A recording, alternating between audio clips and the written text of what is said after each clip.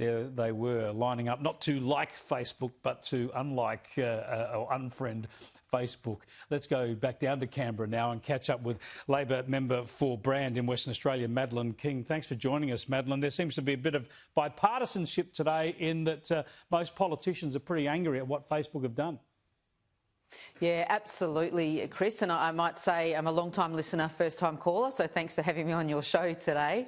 I think what we experienced in the Parliament this morning, and certainly when I arrived at my desk, is just a sense of a shock, I suppose, when you scroll through Facebook and sort of thought, oh, is that still going to be up? And ABC Perth, who I check regularly the websites of my news that's presented in Perth, the West Australian, 6PR, all those local news providers, and they had been taken off Facebook. And then when you looked a little further, and when I realised that the Department of Fire and Emergency Services, our emergency warning service in Western Australia, had their Facebook page blocked to everyone, it was just astounding, and it just demonstrated the arrogance, in my view, of big tech, foreign big tech companies seeking to demonstrate to the Australian population and the government and all of us in this Parliament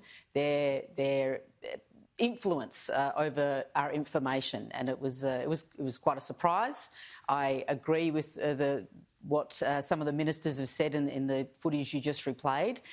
It is an extraordinary overreach to suddenly block out information services, health websites and others that provide vital information, and websites and Facebook pages that we've come to rely on over the years that Facebook's been in existence. And Madeleine, I think indeed, it is your first time on the show. Thanks so much for coming on. We welcome as many fresh voices as possible on this program. I want to go to a tweet that you issued in response to this today. I think we can get it up on screen. You said, so Facebook can instantly block ABC Perth, 6PR, Bomb and all these others, and even the fire site in the middle of a bushfire season, but they can't take down murderous gun crime videos. That's absolutely right. They seem to have the power with the algorithms when they want it. Now, this is going to affect politicians too in the way they're campaigning. You, of course, have a state election underway in Western Australia at the moment. You'll have MPs from all parties wanting to engage with constituents during the election on Facebook.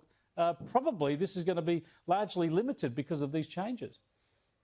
You're absolutely right. And we did see the WA Liberal opposition leader, Zac Kirkup, have his Facebook page taken down. Now, it'll come as no surprise to you, Chris, that I won't be voting for Zac Kirkup. In fact, Mark McGowan, the Premier, is my local member in the seat of Rockingham, so you probably could guess where my allegiances lie there. You must have missed my interview with him the other night, because I'm not voting for him either. Right. Well, you're probably not a resident, so you won't get a chance. No, I won't. But in any event, it is an affront to democracy to have one politician's Facebook page taken down indiscriminately and for no reason. Like Zac has not done anything wrong. He's doing his job as the WA Liberal leader in the midst of a campaign. And I note that Mark McGowan, as Premier, has called for Facebook to restore his page. And I think, and I'm not sure what other Western Australian politicians have had their Facebook pages blocked. Mine has not been. But it is important that Facebook, fix this and make it back to a level playing field on Facebook in the midst of the Western Australian state election campaign. Finally, Madeleine, isn't this just about bargaining? Isn't it the case that Google did deals with commercial media? Facebook might object to the price, but in the end, there's got to be some amount of revenue they're prepared to share. And this is a bargaining ploy just to try and make sure they pay as little as possible? Or do you think they're prepared to keep Australian news off their site forever? Well, it's hard to tell, and there is a lot of uncertainty in this situation at the moment, and that's why we do need a workable code. It doesn't seem to be working at the moment, and we hope the government gets there, because that's in the interests of public interest journalism, content that you produce, Chris, and your colleagues at Sky.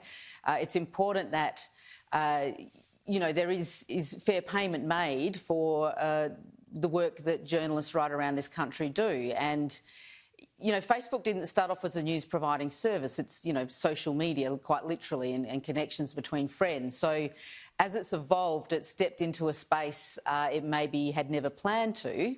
And it itself hasn't evolved to recognise that some of those services should fairly be paid for. And that includes journalism. Madeleine, thanks for joining us. I appreciate it. A pleasure, Chris. Best wishes.